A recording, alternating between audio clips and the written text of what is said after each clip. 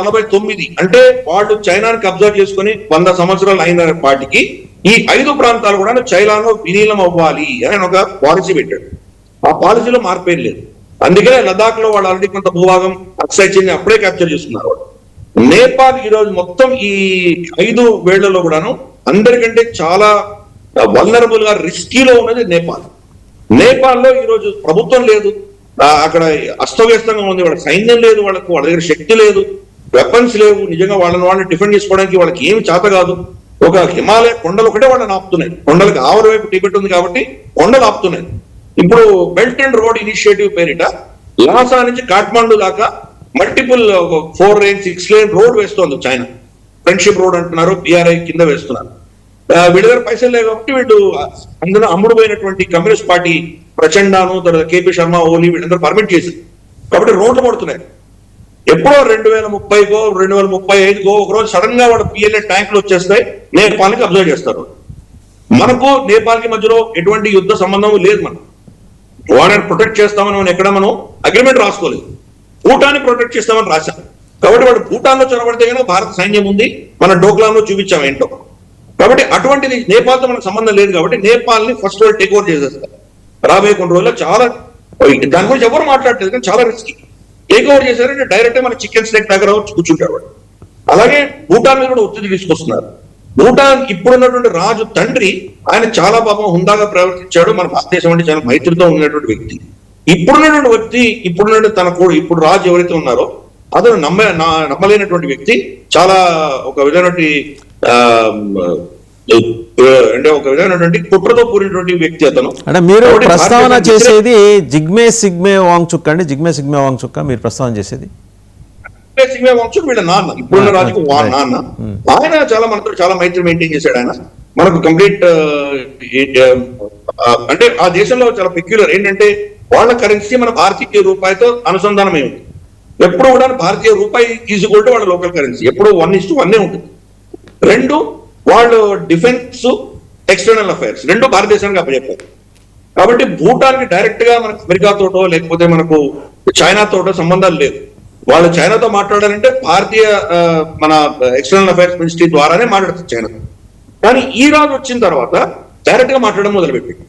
డోక్లాం విషయంలో కూడా అతను ఇచ్చిన స్టేట్మెంట్ చాలా డేంజరస్ స్టేట్మెంట్ ఇచ్చింది. ఏమన్నాడంటే ఇద్దరికి ఇంట్రెస్ట్ ఉన్నాయి ఈ ప్రాంతంలో కాబట్టి ఇద్దరిని మేము బ్యాలెన్స్ చేసుకోవాలంటాడు. చైనాకి ఏం ఇంట్రెస్ట్ ఉంది అక్కడ? అది చైనా భూభాగమే కాదు, భూటాన్ భూభాగమే. రేపు కాంప్రమైజ్ లో చైనా ఏం చెప్తుందంటే మాకు డోక్లాం ఇచ్చేయండి, దానిపైన ఉత్తరాన కూడా వాళ్ళు ఏదో కొన్ని క్లెయిమ్స్ పెట్టారు భూటాన్ నుంచి. ఆ ఉత్తరాన క్లెయిమ్స్ మేము వదిలేసుకుంటాం, మీరే పెట్టుకోండి, డోక్లాం మాకు ఇచ్చేయండి అంట. డోక్లాంలో పరిస్థితి ఏంటంటే కనుక చైనా కింద ప్రాంతంలో వాళ్ళ రోడ్స్ అన్ని ఉన్నాయి, డోక్లాం కొంత ఎత్తైన ప్రాంతంలో ఉంది. ఇక్కడి నుంచి వాళ్ళు పైకి వెళ్ళేటువంటి యాక్సెస్ వాళ్ళు కనుక భూటాన్ ఇచ్చిందంటే దాని నుంచి స్ట్రైట్ గా కింద మనకు చికెన్ స్నేక్ కారిడార్ ని వాళ్ళు అక్కడ గన్లు పెట్టి వాళ్ళు షూట్ చేయొచ్చు. మొత్తం చికెన్ స్నేక్ అంతా కూడా వాళ్ళ అధీనంలోకి వెళ్ళిపోతుంది. సో చైనా ఇది ప్లాన్ చేస్తాడు. 1 నేపాల్ ని టేక్ ఓవర్ చేయడం, 2 భూటాన్ ని ఏదో విధంగా భయపెట్టి డోక్లాం తీసుకోవడం. ఈ 2 చేస్తే కానీ చికెన్ స్నేక్ ఈజీగా కట్ చేయొచ్చు వాళ్ళు. అది వాళ్ళు ప్లాన్ చేస్తున్నారు. అలాగే మనకు బంగ్లాదేశ్ లో కూడా మనం చూస్తే కనుక ఇక్కడ ఉత్తర బంగ్లాదేశ్ ప్రాంతం అంతా కూడా వాళ్ళు ఏదో తీస్తా ప్రాజెక్ట్స్ అని లేదా మనకు అక్కడ ఉన్నటువంటి కొన్ని అడ్వాన్స్డ్ ఎయిర్ ఫీల్డ్స్ అన్ని కూడా డెవలప్ చేయడం ఇటువంటివి చేస్తున్నారు వాళ్ళు. సార్ ఇక్కడ ఒక ప్రశ్న సార్, తీస్తాకి సంబంధించి షేక్ హసీనా ఉన్నప్పుడే there was an understanding between China and Bangladesh కదా, ఆమె ఉన్నప్పుడే జరిగింది కదా ఇది? ఆమె ఉన్నప్పుడే అంటే అండర్స్టాండింగ్ లేదు, ప్రాజెక్ట్ ఫండింగ్ ఇస్తామన్నారు. అక్కడ కెనాల్స్ కట్టడానికి బ్యారేజెస్ లాంటివి కట్టడానికి వాటికి ఫండింగ్ ఇస్తానని చైనా ముందుకు వచ్చింది. దానికి మనం అబ్జెక్ట్ చేశాం.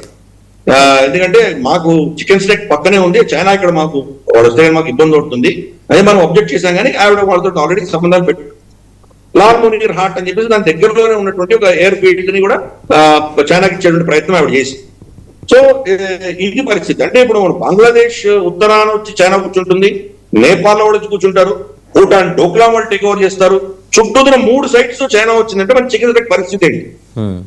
అందుకని ఇది చేస్తే కనుక చెల్లి మనం డిఫెండ్ చేసుకోవాలి. అలాగే అస్సాం మనం డిఫెండ్ చేసుకోవాలి. ఈశాన్య రాష్ట్రాలన్నీ కూడా వాళ్ళ అధీనంలోకి వెళ్ళిపోతాం.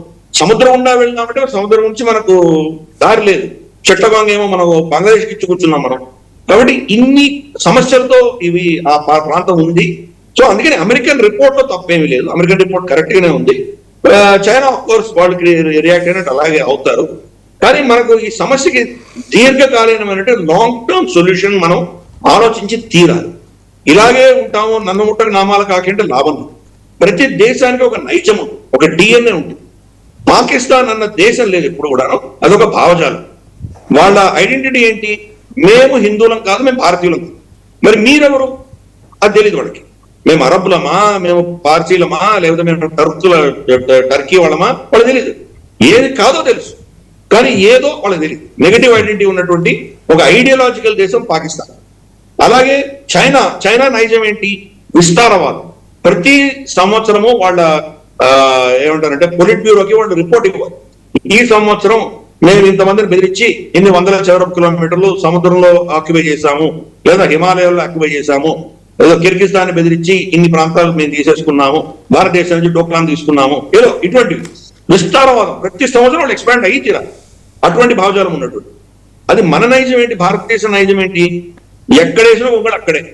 స్టేటస్ కో దేశం మారకూడదు, ఎలా ఉన్నామో అలాగే ఉండాలి. అందుకని మనం ఎప్పుడు మా సరిహద్దులు దాటకండి, మేమేం పట్టించుకోం మిమ్మల్ని. రైట్ సార్, అంటే మీరు చెప్పింది ఏది కాంగ్రెస్ రూల్ లేకపోతే యూపీఏ రూల్ ఉన్నంత వరకు అనుకుందాం. తర్వాత మరి వీళ్ళు వచ్చారు కదా ఎన్డీఏ, వీళ్ళు ఏం చేస్తున్నారు 10-11 ఏళ్ళ నుంచి? ప్రభుత్వాలకు అతీతంగా మన స్టాండ్ అదే. మోదీ గారు కూడా ఏం చెప్పారు? ఇప్పుడు ఆయన స్పీచ్ కూడా చాలా వైరల్ అయింది. గతంలో ఆయన అడిగారు కూడా, మీరు ఇప్పుడు పీఓజేకి వెనక్కి తీసుకుంటారంటే ఒక్కోసారి చీఫ్ మినిస్టర్ గా ఉన్నప్పుడు ఇచ్చిన స్టేట్మెంట్ అది. దాని గురించి అంటే నాకున్న సరిహద్దులు నేను సంతోషంగానే ఉన్నాను, నాకు ఇంత గురించి నేను పెద్ద ఆశ లేదు అని ఓపెన్ చెప్పారు అప్పట్లో.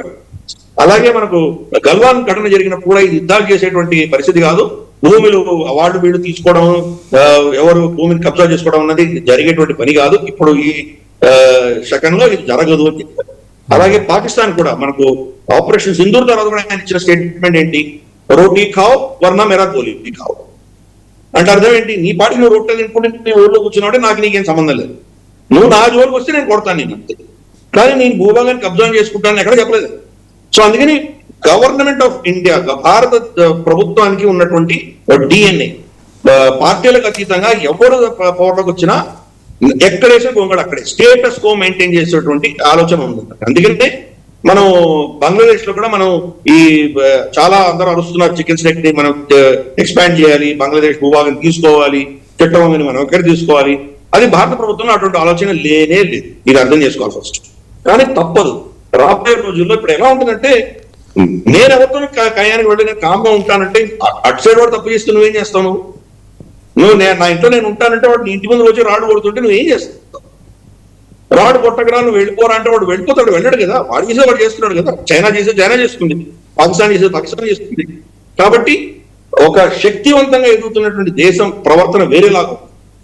సో మనం కూడా ఈ అగ్రెసివ్ స్టాండ్ తీసుకోక తప్పదు. లేకపోతే ఏమవుతుందంటే మన ఇంట్రెస్ట్ కాపాడుకోలేనటువంటి పరిస్థితి. మన దేశంలోనే మనం అసురక్షితంగా ఉన్నాము, మన భూభాగమే మనం ప్రొటెక్ట్ చేసుకోలేకపోతున్నాం అన్న పరిస్థితి వచ్చినప్పుడు భారతదేశం మీద గౌరవం ఏముంటుంది ప్రపంచవ్యాప్తంగా? గిరిధర్ గారు ఒక్క నిమిషం, మీరు 3 అంశాలు చెప్పారు. చికెన్ నెక్ ఎంత ప్రమాదంలో పడిందో మీరు చెప్పుకుంటూ వచ్చి 3 సైడ్స్ అన్నారు. ఒకటి భూటాన్ దగ్గర డోక్లాన్, రెండోది లాల్ మునీర్ హట్, మూడోది ఏది మీరు ప్రస్తావన చేసింది?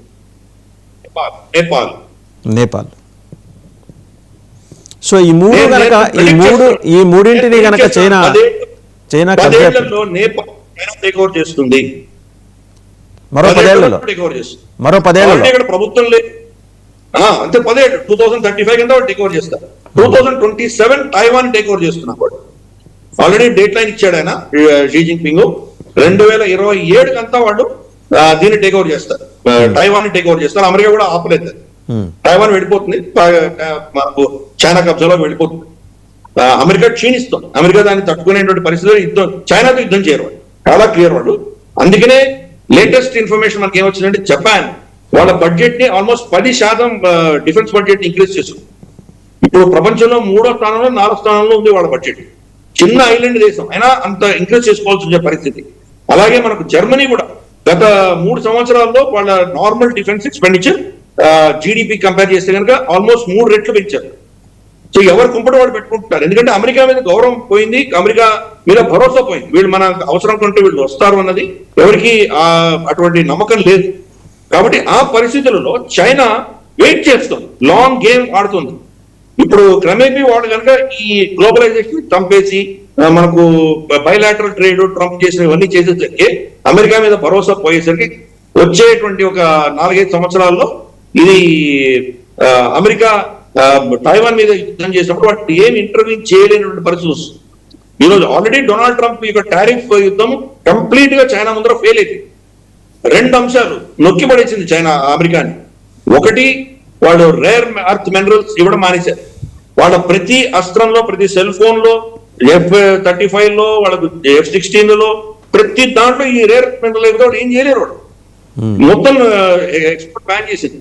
రెండోది, అమెరికా నుంచి కొనుగోలు చేస్తున్నటువంటి సోయాబీన్స్, కంకులు, తర్వాత పాలు ఆపేశారు, కొనుగోలు ఆపేశారు. మొత్తం Donald Trump core supporter base ఎవరైతే ఉన్నారో, మాగా సపోర్టర్ బేస్, ఆ స్టేట్స్ అన్ని దెబ్బతింది. ఇప్పుడు మిడ్ టర్మ్ ఎలక్షన్స్ లో డొనాల్డ్ ట్రంప్ ఘోరంగా ఓడబోతున్నాడు. సో ఈ రెండు నొక్కేసరికి డొనాల్డ్ ట్రంప్ కంప్లీట్ సాష్టాంగ ప్రణామం చేసి షీ జిన్పింగ్ ముందర టారిఫ్లన్నీ సంవత్సరానికి పోస్ట్పోన్ చేసుకున్నాడు. సో కాబట్టి చైనాకు తెలుసు అమెరికాను ఎలా లొంగదీయాలో తెలుసు వాళ్ళు. కాబట్టి అమెరికా లొంగిపోతుంది. ఆల్రెడీ డొనాల్డ్ ట్రంప్ ఒక స్టేట్మెంట్ ఇచ్చాడు, G2 అన్నాడు. అంటే మేము ఉన్నాం, అమెరికా ఉన్నాం, నువ్వు చైనా ఉన్నావు, మన ఇద్దరం కలిసి ప్రపంచాన్ని పంచుకుందాము అన్నటువంటి ఒక స్టేట్మెంట్ మొదలు పెట్టాడు. కాబట్టి రాబోయే 3-4 సంవత్సరాల్లో అమెరికా ఇంకా క్షీణించిన తర్వాత ఒక్కరోజు చూసి తైవాన్ టేక్ ఓవర్ చేస్తుంది. తైవాన్ టేక్ ఓవర్ చేయడం సులభం కాదు. జపాన్ బరిలో దిగొచ్చు. తైవాన్ దగ్గర చాలా శక్తి ఉంది. ఆ 100 కిలోమీటర్ల సముద్రం దాటి రావడం చాలా అంత ఈజీ కాదు. కానీ అంతర్గతంగా కూడా వాళ్ళు ప్రయత్నం చేస్తున్నారు. వాళ్ళ కుమింగ్టాన్ పార్టీ అని ఒకటి ఉంది, ఆపోజిషన్ ఉంది ఈరోజు. వాళ్ళు మొత్తం చైనా కాంప్రమైజ్ అయిపోయి ఉన్నారు. కాబట్టి వాళ్ళ అధీనంలో వాళ్ళ పార్లమెంట్ ఉంది. ప్రెసిడెంట్ వేరే ఉన్నా కానీ కూడా పార్లమెంట్ వాళ్ళ అధీనంలో ఉంది. కాబట్టి పార్లమెంట్ లోనే ఏదో ముసలం పుట్టించి వాళ్ళు దాన్ని టేక్ ఓవర్ చేస్తారు. నాకు కన్ఫ్యూజన్ లేదు, రాబోయే 5 సంవత్సరాల లోపు తైవాన్ పోతుంది, తైవాన్ చైనా టేక్ ఓవర్ చేస్తుంది. టేక్ ఓవర్ చేయగా